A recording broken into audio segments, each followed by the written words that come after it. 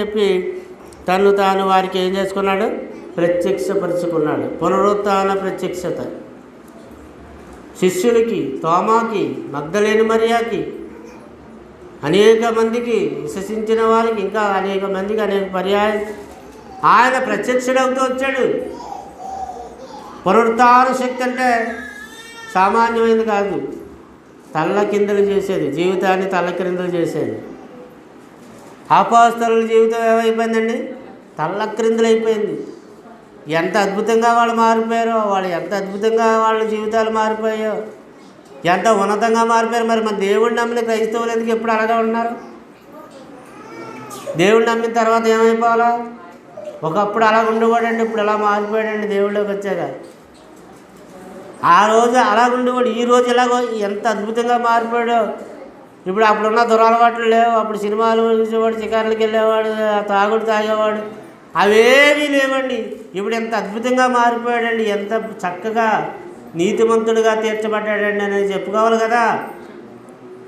క్రీస్తును ధరించుకున్న నీవు క్రీస్తు జ్ఞానాన్ని లోకానికి చూపించాలి, క్రీస్తు ప్రేమను లోకానికి చూపించాలని ఆ మార్పు జీవితంలో కనబడాలి కదా. అది ఎక్కడ కనబడతలేదు, చాలామందిలో కనబడతలేదు. అది కారణం ఏంటి?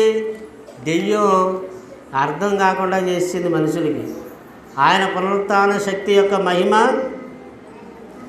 ఎటువంటిదో అర్థం కాకుండా చేసింది దేవుని పిల్లలారా.